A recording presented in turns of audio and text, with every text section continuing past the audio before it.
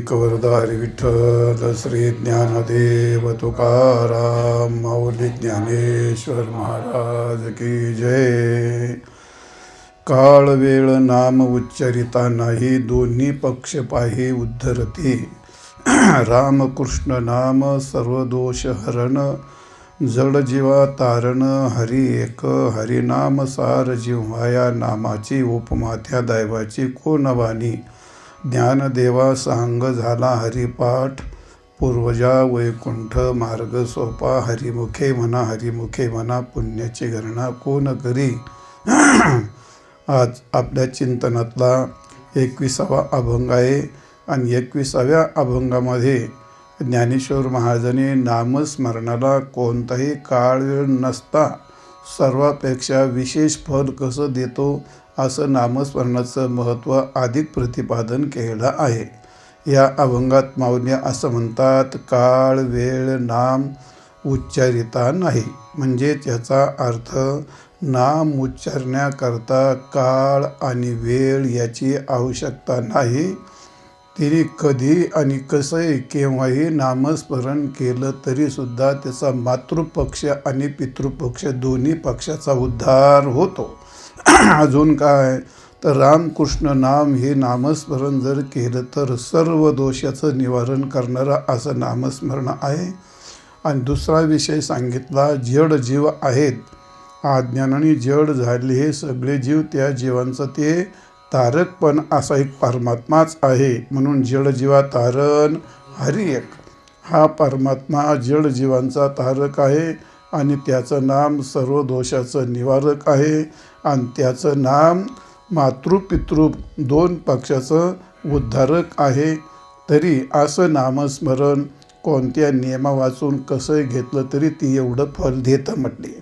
आणि म्हणून असं संपूर्ण सर्व साधनांचं सार असणारं जे नामस्मरण आहे आणि अशा नामाचा उच्चार करणारा जो आहे, अशी ज्याची जिव्हा नामाचं सर्व साधनाचं सार असणाऱ्या नामाचा जो उच्चार करतो त्याच्या दैवाची उपमा कोण मानेल. त्याच्या दैवाला कोणती उपमा द्यावी. किंवा सर्व साधनांचं सार असणारं नामस्मरण त्याला तरी दुसरी कोणती उपमा द्यावी. किंवा त्या ज्यांनी जो नामस्मरण करतो त्याच्या दैवालाही दुसरी जगात कोणती उपमा देता येईल. कारण तो फार मोठा भाग्यवान आहे. उपमा त्या दैवाची कोण वाणी. कोण त्या दैवाला दुसरी उपमा देऊ शकतो. नाही. आणि म्हणून माऊली सांगतात, ज्ञानदेवा सांग झाला हरिपाठ. माझा हरिपाठ कसा झाला पूर्ण. ज्ञानदेवा सांग झाला हरिपाठ. माझा परिपूर्ण सांगता पूर्ण असा हरिपाठ झाल्यामुळे वैकुंठाला जायचा मार्ग अत्यंत सुलभ आणि सोपा झाला. पूर्वजा वैकुंठ माझेच काय, आत्ताचे मातृपितृकुल काय, पण इथून पाठीमागचे माझे अनेक जन्मातले जे पूर्वज आहेत त्या सर्व पूर्वजांना वैकुंठाला जाण्याचा मार्ग सोपा झाला. कशामुळे मी हरिपाठ केला, भगवंताचं नामस्मरण माझं यथासांग झालं आणि त्याच्याप्रमाणे माझे जे पूर्वज आहेत ते सुद्धा वैकुंठाला त्यांचा मार्ग जाण्याला सोपा झाला. माझं मातृकुळ आणि पितृकुळ हे दोन्ही पक्षाचा उद्धार होतो. असं नामस्मरणाचं महत्त्व एक वेगळं विशेष या ठिकाणी सांगितलेलं आहे. तर आजच्या या ठिकाणी नामस्मरणाचं महत्त्व सांगत असताना 2-3 मुद्दे अत्यंत महत्त्वाचे सांगितले. पहिला मुद्दा असा आहे, काळ वेळ नाम उच्चारिता नाही. म्हणजे ज्या नामाला नामस्मरण करण्याकरता कोणताही विधी लागत नाही. जेवढे म्हणून शास्त्रात साधनं सांगितलेत आणि जेवढे म्हणून चित्तशुद्धीचे साधनं सांगितलेत त्या सर्व साधनांना त्या साधनाकरता कशाची तरी अपेक्षा लागते. कशाची अपेक्षा लागते. पहिली गोष्ट 4 गोष्टी तर महत्त्वाच्या आहेत. पहिली गोष्ट देश, पहिली गोष्ट देश, दुसरी गोष्ट काल, तिसरी गोष्ट व्यक्ती आणि चौथी गोष्ट वस्तू. म्हणजे विशिष्ट देश, कोणतंही साधन विशिष्ट देशाची अपेक्षा करतं. कोणतंही साधन हे विशिष्ट कालाची अपेक्षा करतं आणि कोणतंही साधन एक विशिष्ट व्यक्तीची अपेक्षा करतं आणि कोणतंही साधन एक विशिष्ट वस्तूची अपेक्षा करतं. म्हणजे कोणतंही साधन झालं तर ते देश, काल, वस्तू आणि व्यक्ती याच्या म्हणजे काय म्हणतो पराधीनता असते. म्हणजे थोडक्यात याची अपेक्षा करते, ते स्वतंत्र नाही राहत. म्हणजेच याचा अर्थ हे त्या थोडक्यात जी साधनं आहेत ते साधनं काही देशाच्या अधीन, काही साधनं ते कालाच्या अधीन, काही साधनं त्या व्यक्तीच्या अधीन आणि काही साधनं ते वस्तूच्या अधीन. लक्षात आलं? नामस्मरणाची गोष्ट म्हणजे ते देशाच्या अधीन नाही, ते कालाच्या अधीन नाही, ते व्यक्तीच्या अधीन नाही ना ते वस्तूच्या अधीन नाही. काळ, वेळ, नाम उच्चारिता नाही. उदाहरण जर सांगायचं ठरलं तर तुम्हाला कर्म करायचं असेल तर शास्त्र सांगतं तुम्हाला उपनयन कर्म केल्याशिवाय कर्म करता येत नाही. म्हणजे त्याला मुंज करून त्याला संस्कारित करावं लागतं, मग त्याला कर्माचा अधिकार सांगितला. म्हणजे काय आली का नाही विशिष्ट व्यक्ती, त्याला संस्कारित म्हणजे विशिष्ट व्यक्ती. आणि यज्ञ जर करायचा असेल तर यज्ञ काय आपल्यासारखे यज्ञ केलं चालेल का? सडीसोड ब्रह्मचारी, मग त्याला काय लागतं बाई लग्न करावं लागतं, त्याला ग्रहस्थ व्हावं लागतं, दाम्पत्य बनावं लागतं आणि मग त्याला यज्ञ करता येतो. म्हणजे काय आलं व्यक्तीच्या अधीन आलं. म्हणजेच याचा अर्थ या कर्म करायचे उपनयन संस्काराशी युक्त व्यक्ती पाहिजे. यज्ञ करायचा त्याकरता त्याला ग्रहस्थ असा एक विशिष्ट व्यक्ती पाहिजे. नामस्मरण करण्याकरता त्याला उपनयन संस्कार झाला पाहिजे असं नाही, लग्न झालंच पाहिजे. म्हणजे विशिष्ट व्यक्तीची ते अपेक्षा करत नाही. यज्ञ करत असताना यज्ञ कधीही करता येत नाही, यज्ञ कुठेही करता येत नाही. यज्ञ कुठे करता येतो का? नाही. ती यज्ञाची भूमी ठरलेली असते, त्याला ती पवित्र करावी लागते. म्हणजे विशिष्ट देश. आणि ते यज्ञ करण्याकरता कोणत्याही महिन्यात नाही, अनेक प्रकारचे यज्ञ आहेत. ते काही महिन्यात, काही यज्ञांना काही ऋतूची गरज असते, काही यज्ञांना काही महिन्याची गरज असते आणि काही यज्ञांना काही देशाची गरज असते. आणि व्यक्तीचं तर सांगितले तुम्हाला. म्हणजे जो यज्ञ असतो तो देशाधीन आहे, तो कालाधीन आहे, तो व्यक्तीअधीन आहे. आणि वस्तू कोणत्या वस्तू चालतात? यज्ञ करायचं असल्यानंतर काय लागतं? उगाणली बाबळीचे लाकडं टाकली सविधा म्हणून जमतंय का? धान्य टाकायचं आणले धनी ढेली टाकून चालते का? मग त्याला समिधा ज्या सांगितल्यात, वड, पिंपळ, आंबा हे जे सांगितलेलं आहे त्या सविधा विशिष्ट. आणि तूप लागतं, पुरं त्या ठिकाणी ते सातू लागतात, जे तीळ जे लागतं ते यज्ञाकरता ज्या ज्या वस्तू लागतात ते चमच, पळी वगैरे जे दाता, होता, उदगाता हे जे सांगितले ते विशिष्ट. ब्राह्मण हे लागेल का नाही त्याला? म्हणजे यज्ञ करण्याकरता विशिष्ट वस्तू, विशिष्ट म्हणजे थोडक्यात विशिष्ट देश, विशिष्ट काल, विशिष्ट व्यक्ती, विशिष्ट वस्तू.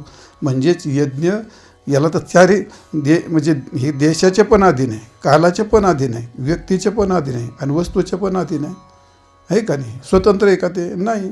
संध्या करायची असली मग संध्या कधी करतो? उदिते जी होती, अनुदिते जी होती. सूर्याचा उदय होण्याच्या पूर्वी सूर्याला अर्घ्य द्यावेत किंवा सूर्य उदयाच्या नंतर अर्घ्य द्यावेत. असं कुठं लिहिलं आहे काय? 11 वाजता अर्घ्य द्यावेत आणि 12 वाजता संध्या करायची असेल त्या संध्येची वेळ ठरलेली असते. आपल्याला नित्यनेम करायची वेळ ठरली का नाही? नाही म्हणले आज उशीर झाला, सगळं साफसूफ करू, नाश्ता बिष्टा करू, थोडी विश्रांती घेऊ आणि मग नित्यनेम करू. असं जमतं का ते? नाही. संध्या नित्यनेम करण्याकरिता तुम्हाला विशिष्ट देशच आहे, पण तर कालाची विशिष्ट कालाची गरज आहे. आणि जर ते काल चुकलं तर त्याचं प्रायश्चित्त सांगितलं आहे. गायत्री मंत्र जपायचा असेल तर तुमच्या कोणते चुकलं तर त्याला प्रायश्चित्त सांगितलं आहे. संध्या करत असताना ब्राह्मणाची संध्या जर चुकली तर त्याला काय सांगितलं? प्रायश्चित्त सांगितलं आहे. म्हणजे काय आलं? ते कालाधीन, कालाची अपेक्षा आली. एखादा मंत्र असतो तर मंत्रसिद्धी करायचा असला, मग मंत्रसिद्ध करण्याकरता त्याला चंद्रग्रहण लागतं, सूर्यग्रहण लागतं. रात्री 12 वाजता त्या मंत्राच्या शुद्धीकरता असे ग्रहणाचा काल लागतो. म्हणजे काय आहे? कालाधीन, कालाची अपेक्षा आहे. आणि कर्म करायचं असतं. मग जे कर्म असतं कोणतं काय म्हणतो नित्य कर्म असतं, नैमित्तिक कर्म असतं, काम्य कर्म असतं. मग नित्य कर्म तर आलं नित्य नियमामध्ये. पण नैमित्तिक कर्म करायचं असेल तर निमित्त लागतं का नाही? निमित्त लागतं म्हणजे निमित्त कर्म ते निमित्ताने येणार असतं का नाही? निमित्ताने येणारं त्या म्हणजेच याचा अर्थ त्याला विशिष्ट काल असेल त्यावेळीच ते करावं लागतं. निमित्त कालातच ते कर्म करावे लागतात. आणि काम्य करायचं असलं मग आता काम्य कर्म करायचं तर ते कसंही नाही करता येत. काम्य कर्म म्हणजे काय तर पर्जन्य याग करायचा पाऊस पाडण्याकरता, त्याला कार्ययाग म्हणतात.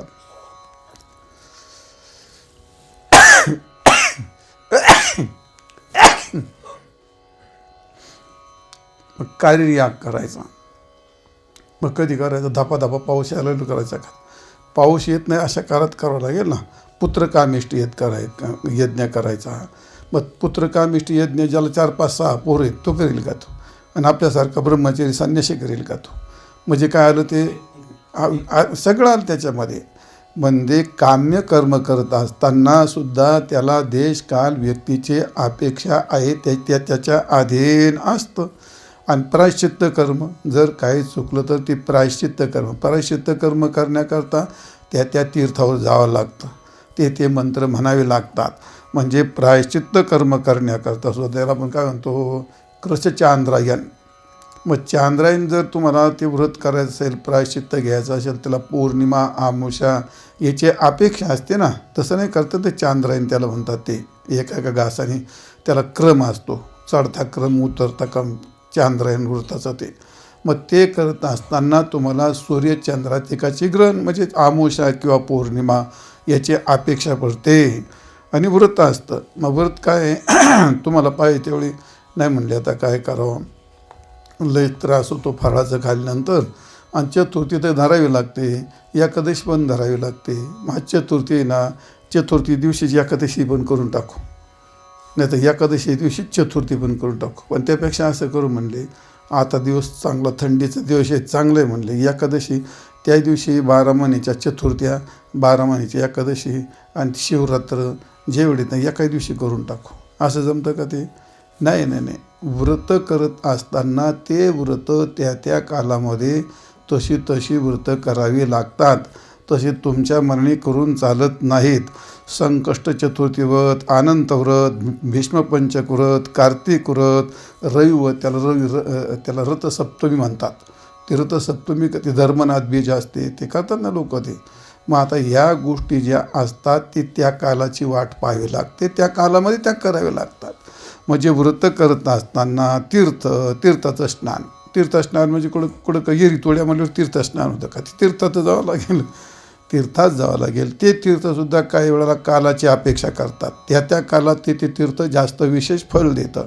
संक्रांतीला जसं आपण याला जातो तिकडं त्या गंगासागरला, मग ते संक्रांतीचा काल असतो का त्याचा तो. मग याला तीर्थाला सुद्धा तीर्थ व्रत आणि दान करायचं असलं तर दान करणं म्हणजे कोणाला तुम्ही काही दिलं मग त्याला दान म्हणतात का? ते नाही. मग तुम्ही एखाद्याला पैसे दिले तर ते काय दान होत नाही. तुम्ही त्याला धान्य दिलं त्याला काय दान म्हणता येत. तुम्ही जे काही कोणालाही दिलं तर त्याला काय म्हणतात? त्याला ते परोपकार म्हणतात. त्याला काय म्हणतात? ते परोपकार म्हणतील. त्याला दान म्हणते तर का? नाही. मग दान कशा होतं? तर देशे कालेचे पात्रेच तद्दानम सात्विकम स्मृतम. पहिलं काय सांगत ते देश, नंतर काल, नंतर पात्र, नंतर एवढं थांबतं का? नाही. दान द्यायचं, त्याची पूजा करावी लागते, त्याची विधी असते, ते मंत्र म्हणावे लागतात, स्नान करावं लागतं. मग विशिष्ट प्रकारचा देश, काशीसारखं पंढरीसारखं विशिष्ट प्रकारचं पवित्र क्षेत्र लागतं. म्हणजे देश आणि काल म्हणल्यावरती काय लागतं? त्याला संक्रांतीसारखा पर्वकाल म्हणतात, त्याला पर्वकाल पाहिजे. आणि पात्राचा अर्थ कोणला आहे? तुला गरीब आहे मग त्याला दान ठरतं? त्याला दान नाही ठरते, त्याला नाही. ते परोपकार ठरतो. मग दानाकरता पात्र एखादा विद्वान, ब्रह्मचारी, संन्यासी असे जे असतात, तपस्वी, अनुष्ठान करणारे असे जे असतात, साधक ज्या असतात, मग त्या नामरसाचं दान केलं तर चालतं. असं आहे. काही जरी असलं तर मग कोण फळाचं दान असतं ना, असं काय करतो फळाचं दान कशाचं पण करू शकता, पण तुम्हाला दान करण्याकरता देशे कालेचे पात्रेच दानसुद्धा कशाच्या अधीन आलं?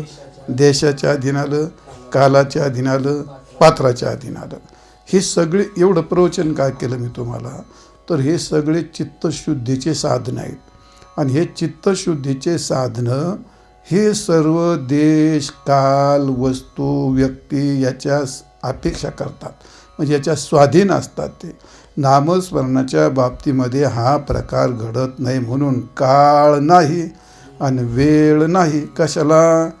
नाम उच्चारणा. काळ वेळ नाही, काळ वेळ नाही, नेम उच्चारिता नाही. म्हणजे आता तर काळ वेळ नाम,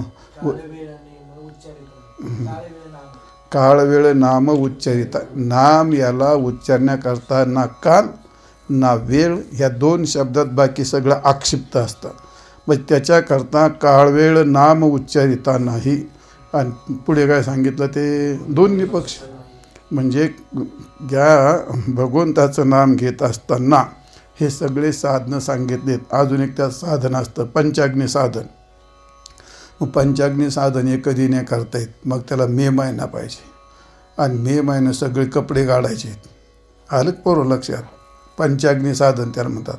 सगळे कपडे काढायचे, लंगोटीने असायची आणि वाळूमध्ये बसायचं.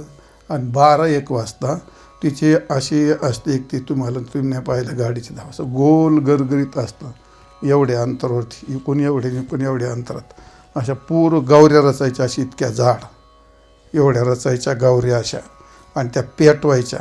आणि त्याने मध्ये असं बसायचं आणि डोकर एक गाडगं घ्यायचं आणि त्याच्यामध्ये पण विस्तू ठेवायचा. आणि हे सगळे एवढं पेटलेलं, खाली वाळू तापलेली, डोकर गाडगं, याला म्हणतात पंचाग्नी. 1, 2, 3, 4 आणि हे 5, याला काय म्हणतात? पंचाग्नी. हे पंचाग्नी साधन जर करायचं असलं, मग त्यालासुद्धा काय आलं? नियम आले ना. पंचाग्नी साधन करण्याकरता, हे साधन करण्याकरता त्याला उष्णकाल पाहिजे. ते काय थंडीत करून बसला पाण्यात आणि लागला पंचाग्नी साधन करायला, असं कसं काय होईल? इशी लावली आणि पण असं कसं काय होईल? ते म्हणजे त्याला उष्णकाल, थोडक्यात मे महिन्यासारखा कडक उष्णकाल लागतो. आणि योग यागाच्या बाबतीमध्ये तर काय ते सांगायचं कामच नाही. असं ते भाग सगळे जे आहे ते अन्य काल जर केलं तर ते फलद्रूप होत नाहीत. यातलं एक जरी चुकलं, देश, काल, व्यक्ती, वस्तू हे जर चुकलं तर ते फलद्रूप होत नाहीत. म्हणजे हे सर्वांची अपेक्षाच करतात, तरच तुमच्या चित्ताची शुद्धी होते असं म्हणा, तर किंवा तुम्हाला पुण्याची प्राप्ती होते असं म्हणा. नाहीतर हे साधनं करू नये, ते सगळे काय होतं? ते व्यर्थ जातात. तात्पर्य या सगळ्याकरता काहीही जरी झालं तर त्याला देशकालाची अपेक्षा असते, त्याच्याशिवाय तसं होत नाही. परंतु भगवंताचं नामस्मरण हे कधीही, ज्ञानेश्वर महाराज सांगतात, नाम हे असं एक साधन आहे का ते साधन कधीही कोणत्या कालाची अपेक्षा करत नाही. एका साधनास मात्र त्याला काय म्हणेल कालाचं पारतंत्र्य नाही, देशाचं पारतंत्र्य नाही, व्यक्तीचं पारतंत्र्य नाही आणि वस्तूचं पारतंत्र्य नाही. त्याला असं काय नाही, कोणती व्यक्ती चालते, कोणताही देश चालतो, कोणताही काल चालतो आणि वस्तूचा तर प्रश्नच येत नाही, असं असतं ते. आणि म्हणून स्कंदपुराणामध्ये असं वर्णन केलं आहे, त्याला कोणत्याही नियमाची गरज पडत नाही. असे न देशकालावस्था आत्मशुद्ध्याधिकम अपेक्षते. देशाच्या अपेक्षा नाही, कालाची अपेक्षा नाही. आत्मशुद्धी म्हणजे अंतकरणाची शुद्धी करूनच मग ते करावं असं पण त्याची अपेक्षा नाही. किंतु स्वतंत्रम एव एतत् नाम कामत कामित कामदा. म्हणजे केवळ आणि केवळ ते स्वतंत्र आहे. जी इच्छा करत असताना ते नामस्मरण केलं त्याची ती इच्छा पूर्ण करते असं आहे. तस्मात् सर्वत्मना राजन हरी सर्वत्र सर्वदा श्रोतव्यः कीर्तितव्यः आणि स्मर्तव्यः भगवन् नृणाम. तर या ठिकाणी भागवतामध्ये शुकाचार्यांनी परीक्षित राजाला सांगितलं, राजा अरे तस्मात सर्वात्मना, हे राजन हरी सर्वत्र सर्वत्र सदा. भगवंताचं नामस्मरण जसं सर्वत्र करावं तसं श्रोतव्य सदा सर्वदा, नेहमी ऐकावं. त्या ऐकण्याकरता सुद्धा कोणता नियम बियम लागत नाही. कीर्तितव्य त्याचं कीर्तन करण्याकरता देशकालाची काही अपेक्षा नाही. स्मर्तव्य कधी बसलं तिथं डोळे झाकून घेऊन त्याचं स्मरण करता येतं. सर्वत्र सदा सर्वत्र सर्वदा भगवंताचं नामस्मरण करण्याकरता काही कोणत्या नामाची अपेक्षा करत नाही असं आहे. अजून एक तुम्हाला इथं सांगितलं आहे पद्मपुराणामध्ये देशकालाचं अपेक्षा न करणार नामाचं महत्त्व सांगितलं. तच्च मे मंगलम नाम जपात पापात प्रमुच्यते. भगवान सांगतात माझं नामस्मरण अत्यंत मंगलरूप आहे. ते त्याचा जप केल्यामुळे पापात प्रमुच्यते, सर्व पापापासून मुक्त करते. दिवानिशीच संध्यायाम सर्व कालेषु संस्मरेत. अहर्निशं स्मरेन् नाम कृष्णं पश्यति चक्षुषा. अशुचिर्वा शुचिर्वापि सर्व कालेषु सर्वदा. फार सुंदर वर्णन केलं आहे. मे मंगलम नामम जपात पापात प्रमुच्यते. दिवसा करा, निशी रात्री पण करा, संध्यायाम संध्याकाळी करा, किंवा सर्व कालेषु संस्मरेत कोणत्याही कालामध्ये स्मरण करा. मग अहर्निशम स्मरेन नाम, रात्री दिवसन अखंड खंडेना जीवन आणि रामकृष्ण नारायण या पद्धतीने केलं तरी कृष्णम पश्यति चक्षुषा. हे सगळं कर भगवंताला त्यांनी कधीही केव्हाही कसंही पाहावं, नामस्मरण करावं.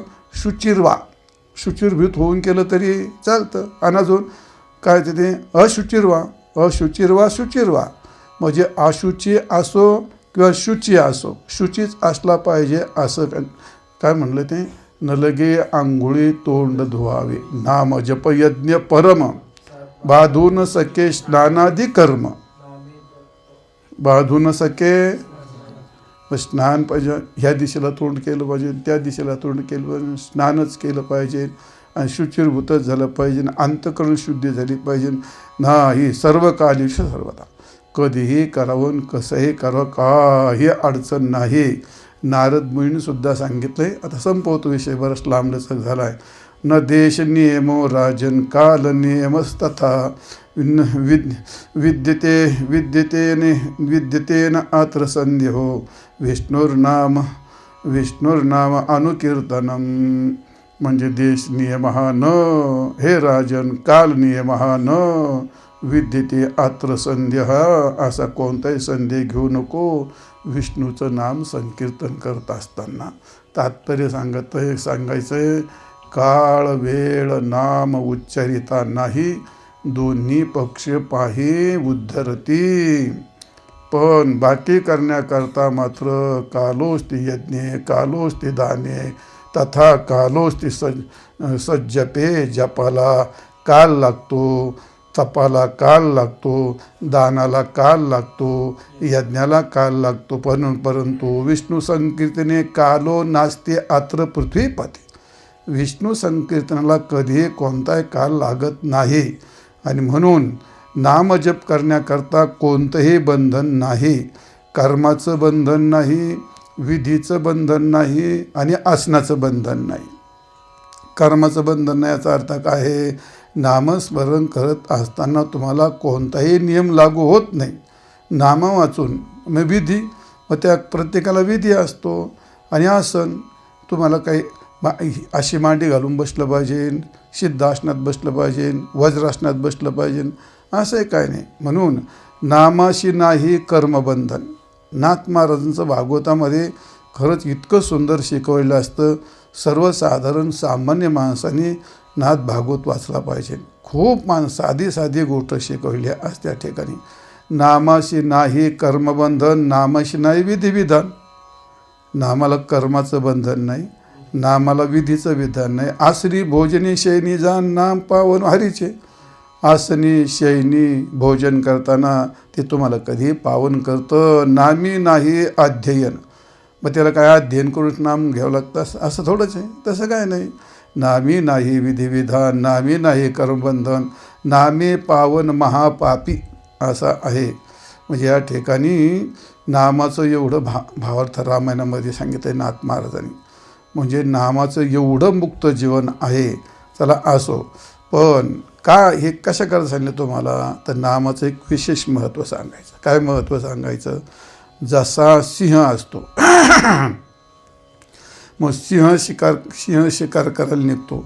मग तो काय घेतो, एक पिस्तूल घेतो, एक तलवार घेतो, एक जाळी घेतो आणि मग शिकार करायला निघतो का तो? नाही का. तो स्वतंत्र आहे, शूर आहे. तो त्याला शिकारीला कशाची गरज पडत नाही.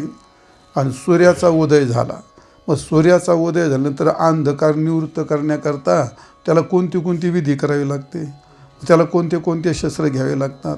मग त्याला काय दिवा नाही, त्याचं उदय होणं इतका प्रभावी असतो, तो त्याचा अंगाचा प्रकाश एवढा प्रभावी असतो, सहजरित्या अंधकार दूर होऊन जातो. निघाल्याच्या नंतर त्याला कशाची देश काल वस्तू शस्त्र अस्त्र काही त्याला गरज नाही. निघाला का डायरेक्ट तो शिकारच करतो. तसं नामस्मरण असं असतं. त्याला ज्यावेळी दुसऱ्याची अपेक्षा केली जाते त्या काळात ती साधनं कमकुवत असतात. बरोबर आहे का नाही. जी माणसं कमकुवत असतात त्याला शस्त्र लागतं लढायला. जी माणसं प्रभावी असतात ते हाताच्या ठोशातच त्याला मारून टाकतात. मग ज्यावेळी शास्त्राचा आश्रय घेतो त्या काळात तो त्याचं काय करतो, कमकुवतपणा सिद्ध करतो की नाही, त्याचा कमकुवतपणा सिद्ध करतो. हे सगळे साधनं देश काल व्यक्तीची अपेक्षा करतात, त्या अर्थी त्या साधनामध्ये स्वतंत्र फल देण्यात पुण्य देण्यात ते समर्थ नाहीत. पण नामस्मरण हे कशाचीच अपेक्षा करत नाही. नामस्मरण हे सूर्यासारखं सिंहासारखं स्वतंत्र कशाचीच अपेक्षा न करता सगळे दोष निवृत्त करून आणि सहजरित्या तुम्हाला ते फल देण्यास समर्थ असतं नामस्मरण. असं नामाची गोष्ट असते. म्हणून तरी भानू हा तेजे नापेक्षे जीवी विरजे. भानू आपल्या तेजाने सहजरित्या अंधकार दूर का सिंह न पाहिजे जावळ्या. हे का नाही. मग सिंह असतो आता सिंह केवढा असला तर हत्ती कुठं राहिला आणि सिंह केवढा राहिला. पण त्या सिंहाचं जर एखादं बछड असलं, जावळ्या म्हणजे बछडं, ते बछडंसुद्धा काय करते, हत्तीवर तुटून पडतं. ते हत्तीवर म्हणतं हत्ती केवढा, ह्यो घरा एवढा, मी केवढसा. ते काय नाही, त्याचं शूरत्व स्वतंत्र असं आहे. आणि म्हणून जाऊ द्या, संपवतो विषय. नाथ महाराजांचा अभंग सांगतो शेवटी. तुकारामच म्हणत, चिंतनाशी नलगे वेळ, चिंतनाशी नलगे वेळ सर्व काळ करावे, भलत्या काळी नामावळी आणि सुलभ भोळ्या भाविका. चिंतनाला कोणत्याही प्रकारचं बंधन नाही आणि कोणतंच बंधन नाही हे सांगण्याकरता तुम्हाला अजूनही शंका येत असेल तर नाथ महाराजांच्या भाषेमध्ये तुम्हाला सांगतो, कोणत्याच प्रकारचं बंधन नाही. ते तुम्हाला अभंग पाठ आहे. हरिबोला देता, हरिबोला घेता, हसता खेळता हरिबोला, हरिबोला गाता, हरिबोला खाता, सर्व कार्य करता हरिबोला, हरिबोला एकांती, हरिबोला लोकांती, देह त्यागांती हरिबोला, हरिबोला भांडता, हरिबोला कांडता, उठता बैसता हरिबोला, हरिबोला इजनी, हरिबोला विजनी आणि एका जनार्दनी हरिमुखी गाता आणि त्या नाही मागोता जन्म काळ वेळ नाम उच्चारिता नाही. कोणत्याही प्रकारचं त्याला वेळ काळाचं बंधन नाही. दोन्ही पक्ष पाय उद्धरती, दोन्ही पक्ष मातृपक्ष आणि पितृपक्ष हे दोन्ही पक्षाचा अर्थ काय आहे, दोन्ही कुलाचा जो नामस्मरण करतो त्याच्या दोन्ही कुलाचा उद्धार होतो. दोन्ही पक्ष पाहे उद्धरते याचा अर्थ आमका उद्धार होतो तर असं नाही. आणि म्हणून दोन्ही पक्षाचा उद्धार होतो. म्हणून असं काळवेळ नाम उच्चारित नाही, दोन्ही पक्ष पाहे उद्धरते. मागच होऊन गे आपलं मातृपितृ भात्रात सगोत्र अपार आणि चतुर्भुज नर, तिथं आपलं चिंतन झालेलं आहे. त्या महाभंगी प्रसंगी सांगितलेलं आहे. तर महाराज दुसऱ्या चरणामध्ये म्हणतात, रामकृष्णामन सर्व दोषहरण. भगवंताचं नामस्मरण सर्व दोषाचं निवारण करणार आहे. सर्व दोषाचा अर्थ दोषाला काही गणती, किती दोष देऊ परिहार, गुणदोष मिळेल अंतर. एक पहिली गोष्ट, जन्माचं गणित माहिती आहे का आपल्याला? पण एका जन्मात काय काय केलं ते माहिती आहे का आपल्याला? जन्माचंच गणित नाही सांगते. तर एका जन्मात किती पाप किती दोष केले ते पण आपल्याला माहीत नाहीत. जन्म किती झाले याचाच अंदाज नाही, दोष किती याचाच अंदाज नाही.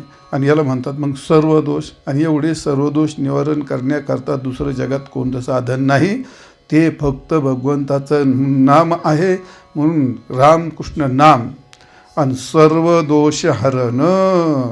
आणि सर्व दोष नाम काय करतं? सर्व काली दोषाचं हरण करतं, सर्व देशात दोषाचं हरण करतं.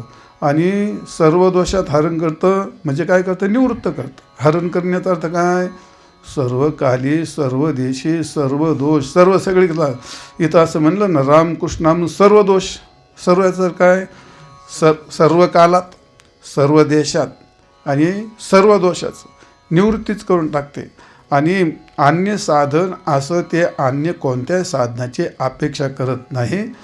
अन्य साधने दोष नाशक असतात असं नाही, काही साधनं दोष अजून वाढवत असतात. आणि म्हणून सर्व काली दोषाची निवृत्ती करणारे हेच एक साधे. हरी उच्चारणी अनंत पापराशे जाते. ते सगळं झाले का नाही? तिथं पण मोठं चिंतन केलं आहे. तर ते असो. आणि म्हणून दोष जातात कसं? आपल्या संतांनी अभंग खूप लिहिले असतात, आपल्याला माहीत नसतं. दोषा झाली घे घे मारी, हे सगळे अभंग पाठ करावे लागतात. हे सगळे माझे मोठमोठे अभंग पाठ होते. हे सगळे पाठ इथं दिंडीत म्हणत मी, दोषा झाली घे घे मारी, पळते दाहे देशाचारी, न येती माघारी नाही नाही उच्चार परताया. हे काही नाही उरी परताया, त्याला परत माघारी येण्याकरता ते शिल्लकच राहत नाहीत. एवढा प्रभाव. अनेक दोषाचे काट जे जे गादले निघोट, होती हरिनामी चोखटन क्षणयक न लागता. अनेक दोषाचे काट. अनेक दोषाचे काट याचा अर्थ खूप दिवसाचं गंजलेलं पाप. काट्याचा तर अनेक दोषाचे काट, जसं एखाद्या लोखंडाला गंज लागतो ना, तसं अनेक दोषाचं काट. असं ते पुंजका जमा झालेला असला तरी जे जे गादले निघोट, म्हणजे जे निघोट्याचा अर्थ घनदाट परिपूर्ण असे ठेचून भरले असतील दोष, ते सगळे एवढे दोष असतात. ते होती नामे होती हरिनामी चोखट. हे सगळे चोखटेचा अर्थ अत्यंत शुद्ध. आणि कधी? क्षण न लागता. असं आहे, क्षण एक न लागता एका क्षणात सगळे निवृत्त होतात. काम क्रोध पळती दुरीन माया तृष्णा आपापरी, विठ्ठल नामाचे गजरे दोष गेले दिगंतरी. भरपूर वर्णन केलं आहे. तर असं जे दोष आहे म्हणून त्याला काय म्हणतात? रामकृष्णाम सर्व दोष हरण. आणि पुढे काय? जड जीवा तारण हरी एक. जड जीवा तारण हरी एक. जीव जड असतो का? नाही. जीव जर जड मानला तर वेदांत शास्त्राच्या दृष्टीने सगळी विसंगती होईल. जो जड असतो तो कधी भोगता होत नसतो, जो जड असतो तो कधी करता होत नसतो. आणि जीव हा करता आहे, भोगता आहे. मग वेदांत शास्त्राच्या दृष्टीने जीवाला जड विशेषण दिलं. हे का दिलं? तर जड विशेषण देण्यामध्ये जीव तर जड होत नाही. व दुसरी गोष्ट काय आहे? मग जीव काय ठरेल? तो दृश्य ठरेल. आणि मग दृष्टा, मग त्याला काय म्हणतो? ज्ञाता, ज्ञान, ज्ञात्र, मग ज्ञातृत्वादी सगळं त्याच्यात दृष्टा, दृश्य, दर्शन ही जी त्रिपुटी आहे ह्या संभवणार नाहीत ना. मग प्रमाता प्रमेय ह्या सगळ्या त्रिपुट्या संभवणारच नाहीत. आणि सगळ्यात अनिर्मोक्ष प्रसंग येईल. कारण दगडाला कधी मोक्ष होतो का? झाडाला कधी मोक्ष होतो का? जडाला कधी मोक्ष होत नाही. जीवाला मोक्ष होतो. याचा अर्थ जीव जड नाही. ही तर गोष्ट खरी का नाही? जीव जड नाही, जीव चेतन आहे. तो पाहतो, बोलतो, चालतो.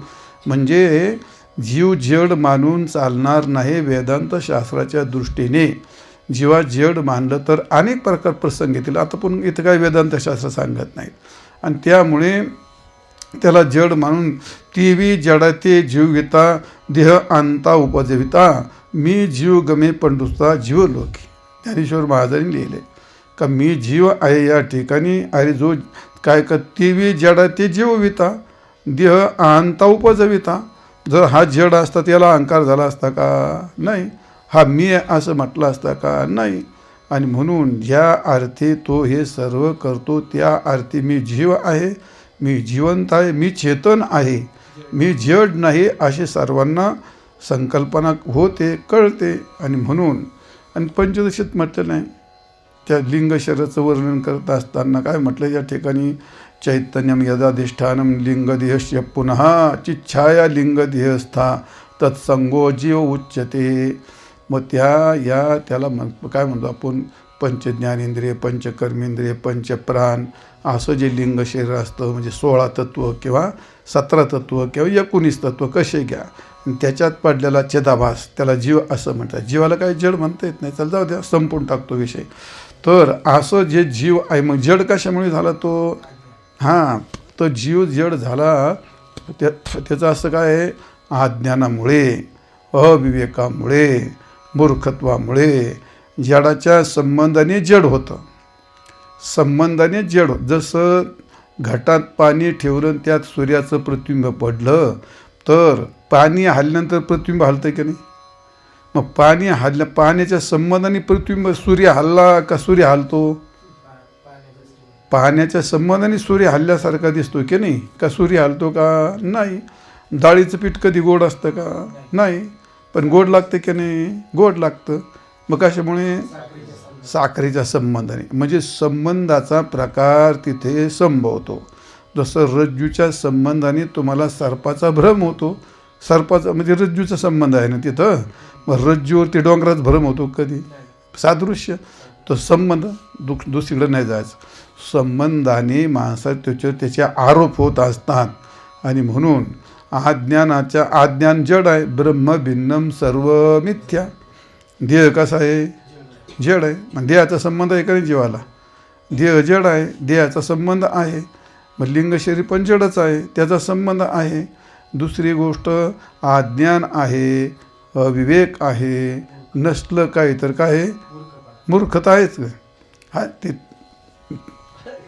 ते चांगलं झालं ते. दुसरी गोष्ट आहे, अज्ञान आहे, विकार आहे, दोष आहे, पाप आहे, देह आहे, हे सर्व जड आहे. आणि या जडाच्या संबंधाने जीवाला जड असं म्हटलं. नाहीतर मध्ये तुकारामांचा अभंग असा आहे, काय अवतार तुम्हा धराया कारण आणि व धराजन जड जीवा. मग जीव जड असतो, याचा अर्थ संबंधाने जडत्व येतं. तर रामकृष्णाम सर्व दोष हरण आणि जड जीवा तारण हरी एक. देह तादात्म्याने जड झालेला हा जीव आहे तो. तैसे आपुलीने विसरे चैतन्याचे देहाकारे. चैतन्य हेच देहाकार झालं आहे आणि स्वतः ते चैतन्य तुम्ही आभासोनी आविष्कारे देहपणे जे. मग त्याच्यामध्ये काय म्हणतो आपण त्याला, म्हणजे अंतःकरणात पडलेला आभास आणि त्याच्यामुळे त्याला जीवत्व आलं. जया विसराच्या देशी प्रसिद्धी गा जीव ऐशी आणि त्याने भास केली देशी आघवाविषयी. मुद्दा काय आहे, जडाच्या संबंधाने त्याला जडत्व आलेला आहे. वास्तविक जीव जड नाही, पण असा जड जीव असला तरीसुद्धा त्याचा उद्धार करणारं कोण आहे, हरिनाम आणि हरी. रामकृष्ण नाम आणि सर्व दोष हरण आणि जड जीवा तारण हरी एक हरी परमात्मा असा आहे. संपूर्ण जीवाचा उद्धार करणारा दुसरा कोणी नाही. तुकाराम महाराज म्हणतात, तुम्हाला पाठ आहे, भवसागर तरता कार्य करी तसा चिंता पहिलं उभा दाता कटेकर ठेवणी त्याचे पायी घाला मिठी बोलणे घे जगजेटी. आणि भावा एकासाठी भास तो एकटाच तुम्हाला समर्थ आहे, काही चिंता करू नका या असं आहे. भावा खांदावा आहे आपुल्या. म्हणजे तात्पर्य काय आहे तिथं, म्हणजे निवृत्तीनाथ महाराजांचा एक अभंग आहे तो, काय जगाशी तारक विठ्ठलची एक आणि केला हा विवेक सनकादी की जड जीवा तारण हरी एक. भगवान हा जगात तारक आहे. कितीतरी अभंग आहेत असे, एक नाही अनेक प्रकारच्या. तुझं विन कोणा शरण जाऊ नारायणा आयसा मी न देखे कोणी दुजा ती त्रिभुवनी आणि जो या काढी भयातुनी आयसा मी न देखे कोणी आणि जो या काढी भयातुनी अशी गोष्ट आहे. आणि म्हणून दुजा ऐसा नाही कोणी जोया काढी भयातून करा म्हणून हा विचार ठाईचा. तर असो तात्पर्य भगवंताचं नामस्मरण सर्व दोषाचं निवारण करून अज्ञानी जीवाचा उद्धार करतो असा भगवान आहे असे म्हणून काळ वेळ नाम उच्चारिता नाही दोन्ही पक्ष पाहे उद्धरती. रामकृष्णाम सर्वदोष हरण जड जीवा तारण हरिकन पुढे हरिनाम सार जिव्हाया नामाची. भगवंताचं नाम हे सार आहे. सार आहे याचा अर्थ जसं आपण गवत असतं आणि ते गाय म्हैस वगैरे ते गवत खातात आणि त्या गवताचं काय होतं दूध होतं आणि मग त्या दुधाचं काय होतं दही होतं आणि दही घुसळून केलं काय होतं त्याचं लोणी होतं. त्याला म्हणतात सार. नाही तूप आता लोणी म्हणजे तुपच असतं सारच असतं बरं तूप पण. आणि सगळं आंब्या झाड एवढं मोठं असतं पण त्याला एवढं फळ आलं म्हणजे ते फळ काय असतं झाडाचं ते काय असतं सार असतं. जसं सगळ्या ग्रंथाचं सार म्हणजे काय हरिपाठ, सगळ्या ज्ञानेश्वरीचं सार म्हणजे काय पसायदान, सगळ्या वेदाचं सार म्हणजे काय गीता. याला सार भाग असं म्हणतात. मंथुरी नवनीतान तैसे घे अनंता. तसं सार याचा अर्थ जेवढी जगात साधनं आहेत त्या सर्व साधनांचा सार कोण असतं नामस्मरण. याला काय म्हणतात हरिनाम सार. हरिनामाचं जे हरिनाम हे काय आहे सार आहे. सार हरिनाम सार हरिनाम सार हरिनाम नित्यता सप्रेम जपो आम्ही. भगवंताचं नाम हे सार आहे. सार सार सार विठोबा नाम तुझे सार. आणि म्हणून शूळ पाणी जपत आहे वारंवार. किंवा तुकारामाचा अभंग आहे नामसाराचे हे सार. आणि म्हणून शरणागत यम किंकर नाम हे सारातलंही सार आहे. जसं म्हणजे दुधाचं दही होतं आणि दह्याचं सार काय आहे लोणी आणि तूप काय सारातलंही सार. त्रिगुण आसार निर्गुण हे सार तिथं आपण वर्णन केलं आहे. सार शब्दाचा विशेष त्या ठिकाणी सांगितलेला आहे. तर असो साराचे सार भक्तीचे भांडार नाम निरंतर गाता वाचे असं तो असं साराचं वर्णन केलं आहे. आणि म्हणून भगवंताचं नाम सर्व साधनांचा सार आहे. रामकृष्णाम सर्वदोष हरण आणि जड जीवा तारण हरिएकन हरिनाम सार जिव्हा या नामाची. म्हणजे हरिनामाचं सार आहे. आणि ही जी वर्णन करतात उच्चारण करतात जे नामस्मरण करतात त्याच्या दैवाला उपमा द्यायला जगात कोणती उपमा नाही. ज्ञानेश्वर महाराज म्हणतात उपमा त्या दैवाची म्हणजे काय म्हणतात आपण म्हणतो ह्या भंगे पवित्र सोहळी त्याचं काय तीच भाग्यवंती सरती पुरती धनवित्ते. जगात त्यांच्या नामस्मरण करणाऱ्यापेक्षा जगात भाग्यवान दुसरा कोण. भाग्यवंत म्हणू तया शरण गेले पंढरीराया हे काय आहे का. किंवा तुका म्हणे भाग्य या नावे म्हणजे संसारी जन्मेची याच लागी. भाग्याचे निभडशे उद्यमाचे निमिषे समृद्धी जात अपयशे. हे काय झालं व्यावहारिक भाग्य. एक भक्तीचं भाग्य असतं मुक्तीचं भाग्य असतं. आपण भाग्याचे वर्णन केले काही आयुष्य दशा येईल माझ्या अंगा चित्त पांडुरंगा झुरत असे. तिथं काय खाली तो का म्हणे काय ते भाग्य असं का हो हो हो. तर भाग्याची गोष्ट असे आहे. आणि म्हणून काय एवढा महिमा नामाचा काय मंत्र उपजपशील वाचा. दुसरे मंत्र काय म्हणतो बाबा. भगवंताचा नामाचा महिमा केवढा आहे. जो विठ्ठल म्हणे तो दैवाचा आयसा ब्रह्मा बोले पूर्वी. ब्रह्मदेवाने सांगितलं जो कोणी नामस्मरण करतो आम्ही दैवाचे दैवाचे. ह्याला काय म्हणतात हे त्याच्या दैवाची उपमा कोणाला द्या. जर ब्रह्मदेव जर त्याच्या उपमेला कमी पडतो तर मग या ठिकाणी त्याच्या दैवाची उपमा कोणाला देणार तुम्ही. असं आहे दैवे जैसे कौतिकेन काहीच दैन्य न देखे.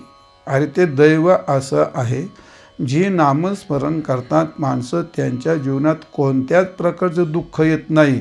तो याच्यापेक्षा जगात साक्षात प्रत्यक्ष त्याचं काय सांगतो मला इतकं महत्त्वाचं आहे. आणि म्हणून नित्य वदनी हरीचे नाम आंतरी प्रेम विसावले. त्याच्या भाग्या नाही श्रीमान पुरुषोत्तम प्रिय झाले. त्याच्या भाग्याला कोणत्या भक्तिभाग्य सीमा साधीन पुरुषार्थ असं हे भाग्य प्राप्त होत असतं. तात्पर्य सांगायचं आहे की त्याच्या दैवाला उपमा देण्याकरता जगात कोणती उपमा नाही. रामकृष्ण नाम सर्व दोष हरण जड जेव्हा तारण हरेक आणि हरिनाम सार जिव्हा या नामाची उपमा त्या दैवाची कोण वाणी. आणि याचा परिपाक काय होतं म्हणले, मग एवढा दैववान आहे, भगवंताचं सार नाम जपलेला आहे, सर्व दोषाचं हरण करणारा आहे, सर्व दोष हरण आहे, जड जीवाचं धारण करणारा आहे, ज्याला कोणत्या काळ वेळाची गरज नाही, असं सर्व पक्षाचा दोन्ही पक्षाचा उद्धार करणारा आहे. एवढं महत्त्व कोणाचं आहे, हे हरिपाठाचं म्हणजे हरिनामाचा पाठ करणं, भगवंताचं नामाचं. मग तो कसा पाहिजे, सांग केला पाहिजे. कसं करून चालतं का. ज्ञानेश्वर महाराज सांगतात, माझा सांग झाला, ज्ञानदेवा सांग झाला हरिपाठ, आणि पूर्वजा वैकुंठ माझा हरिपाठ सांग झाला, याचा अर्थ परिपूर्ण झाला. जेवढं पाहिजे माझं आचरण शुद्ध ठेवून, मग त्याच्यात सांग होण्याकरता काय काय पाहिजे, काळ नाही वेळ नाही हे सगळं झालं, पण काहीतरी नियम येतील ना, काहीतरी नियम करावे लागतील ना. सांग झाला म्हणजे काय, त्या नामात अखंडता असावी लागते, त्या नामात विश्वास असावा लागतो, त्या नामात हे नाम सर्वश्रेष्ठ आहे अशी भावना असावी लागते, आणि नामाबद्दल भगवंताबद्दल अनन्यता असावी लागते. त्यावेळी तो सांग होईल. तुम्ही हे जर नाही घेतलं, काळ वेळ नाही, काळ वेळ नाम उच्चारिता नाही, काळ वेळ नाम उच्चारिता नाही, एवढंच म्हणत बसले कुठे हरी करत बसले तर नाही. मग त्याच्याकरता काय आहे, भगवंताचं नाम हे सर्वश्रेष्ठ आहे ही भावना पाहिजे. बरोबर आहे का नाही. नकळे दिवस की रात्री अखंडाला हे संतांनी कशाला म्हटलं असं, ते गोविंद गोविंद मना लागली छंद, हा काय प्रकारे मग तो. ह्याचाच अर्थ नामामध्ये अखंडता पाहिजे, तसं त्या नामाबद्दल गाढ विश्वास पाहिजे की हे नामस्मरण एवढं प्रभावी आहे. म्हणजे अखंडतेबरोबर काय पाहिजे, गाढ विश्वास पाहिजे, आणि त्या विश्वासामध्ये काय पाहिजे, हे सर्वात श्रेष्ठ आहे अशी आपली भावना पाहिजे, त्यातली सर्वश्रेष्ठता भावना पाहिजे. एवढं सगळं झालं तर महत्त्वाचं काय त्याला, हा भगवंताविषयी नामाविषयी अनन्यता. नाही तर आज ही देवता, उद्या ती देवता, उद्या हे करायचं, उद्या ते करायचं, ती अशीच माणसं वाया जातात, अशीच माणसं वाया जातात ते.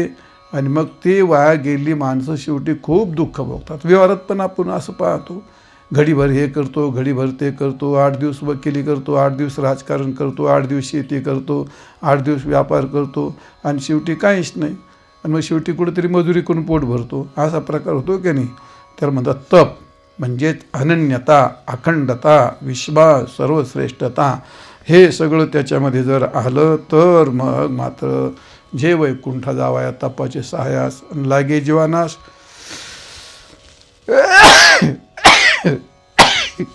काय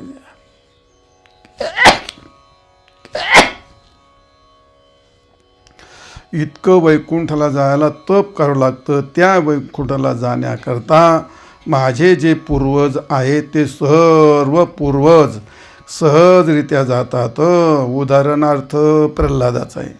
ज्या कालामध्ये प्रल्हाद भगवंतांनी नरसिंहाचा अवतार धारण केला आणि हिरण्यकशिपूचं विदारण केलं, आणि त्या कालामध्ये भगवान इतके उग्र झाले होते, कोणते ब्रह्मदेव कोणीच पुढे जायला तयार नाही, आणि तिथं स्वारी तर काय शांत व्हायना. आणि मग प्रल्हादाला पुढे पाठवलं, आणि मग प्रल्हादाला जवळ घेतलं, आणि मग प्रल्हादाला विचार तुला काय पाहिजे, तुला काय देऊ म्हटले. तर काय नको, मला काय नको म्हणले. मग माझ्या पिता तुमचा शत्रू आहे, तुम्ही त्याच्यावर रागवले तर त्याच्यावर कृपा करा. अरे तिथं तर आधीच झालं म्हटले, तुझे सगळे तुझा पिताच काय, तुझे सगळे 42 कुळातले सगळे राक्षस सगळे काय झाले, उद्धरून गेले सगळे. कारण प्रल्हादाचं ते असं होतं. आणि म्हणून हे सगळं ज्या ज्या कालात माझी भक्ती करतात आणि माझ्याजवळ येतात त्या त्या कालामध्ये सगळ्यांचा उद्धार करतो मी. या ठिकाणी ते असे समदुराचार असते पूयंत्या कीटकहा. तर हे सर्व माता पिता 21 पूर्जासह सगळे पवित्र झाले. कोणी शिल्लक राहिलं नाही. आज म्हणून शेवटचा मुद्दा आहे, शरण रिगाल्या रघुनाथा कृतार्थ होय त्याची माता.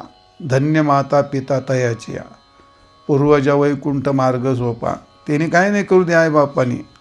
धन्य माता पिता तयाच्या. काही तिहेडी माणसं त्या अभंगाचा अर्थ असं करतात, या ठिकाणी आपुल्या हिता जो असे जागता आणि ती माता पिता धन्य आहेत. तसं नाही, ते त्याची माता पिता धन्य आहेत. ते किती कशी का वाईट व्यक्ती असणार तिचे माता पिता, पण जो आपल्या हिताला, आणि हित ते करावे देवाचे चिंतन.